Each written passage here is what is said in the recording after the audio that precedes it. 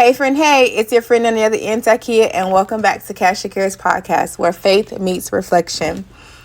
Last week, we talked about safety in surrender, how there's peace, protection, and purpose when we fully place our trust in God.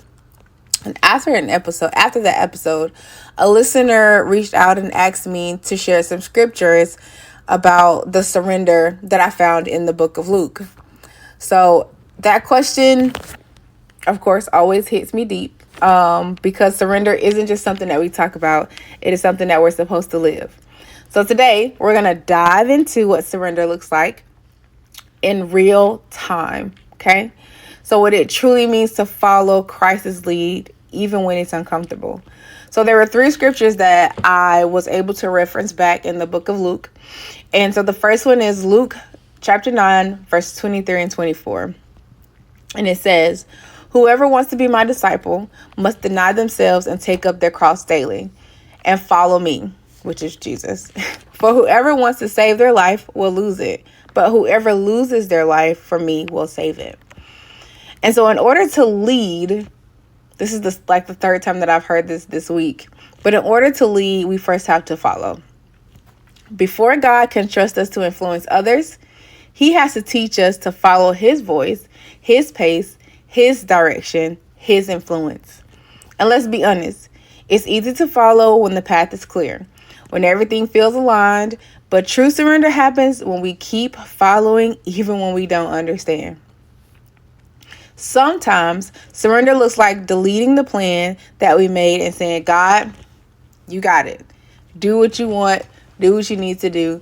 Your will, not mine."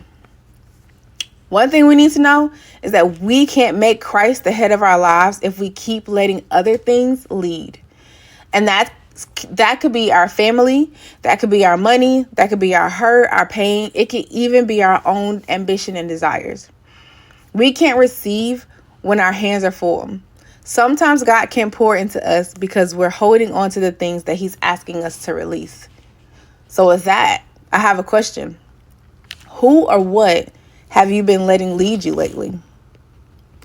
Luke 14:33 says, "In the same way, those of you who do not give up everything, you cannot be my disciple." God made us stewards of His life, of this life. I want to say that again. God made us stewards of this life, okay? It's not our own life. Everything we have, our gifts, our talents, our desires, our wishes, our time, it's all borrowed. When we surrender our plans and desires to Him, that's when our purpose activates. Surrender isn't subtraction. It's alignment. When we surrender, we're saying, "God, I trust you. You can do more with my yes than I could ever do with my control." Okay? So the question becomes, what are we clinging to that's keeping us from living fully in what God has called us to do? What would happen if I stopped clinging and started trusting? Luke 22:42 says, "Father, if you are willing, take this cup from me, yet not my will, but yours be done." Even Jesus Christ submitted to God's will. If Jesus had to do it, then so will we. He wrestled with His surrender. He didn't want to be on the cross. He didn't want to die. He asked God to take away that bitter cup, but instead, He chose obedience over comfort. In that surrender, the entire world was saved. That moment shows us that surrender doesn't always feel good, clearly, but it is always worth it. Sometimes God will stretch us beyond what we think we can bear. But like Jesus, we should say, "Not my will, but yours be done." And with that, the question is, what is the cup? What's the thing that you wish you could avoid, but God is asking you to surrender anyway? Remember, surrender isn't subtraction, it's alignment. Surrender isn't weakness, it's a sacred exchange. When we give our plans, He gives us His purpose. When we release control, he fills us with his peace. And when we stop striving, we finally start living. So friend, whatever you're carrying today, your pain, your hurt, your past, your ambition, it's time to release it today. You don't have to figure it all out because he already has. But what you need to do, you have to do, is start with the yes. Of course, I always feel like we have to have a journal prompt, which I've already given you questions. But I want you to take this moment to write this out in your care casting journal or your notebook or your phone, or you can just repeat after me.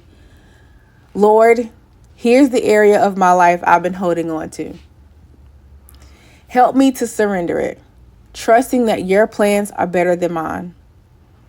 And then I want you to ask yourself, what would you gain by letting it go?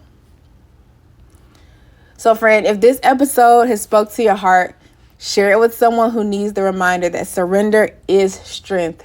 Surrender is not weakness. Surrender is not subtraction. It's alignment.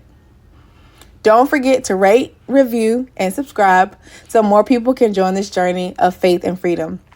You can watch the full episode on YouTube and follow me on Instagram at Cast Your Cares Podcast and join our Facebook community so we can grow together in grace, gratitude, and growth. Until next time, friend. Peace.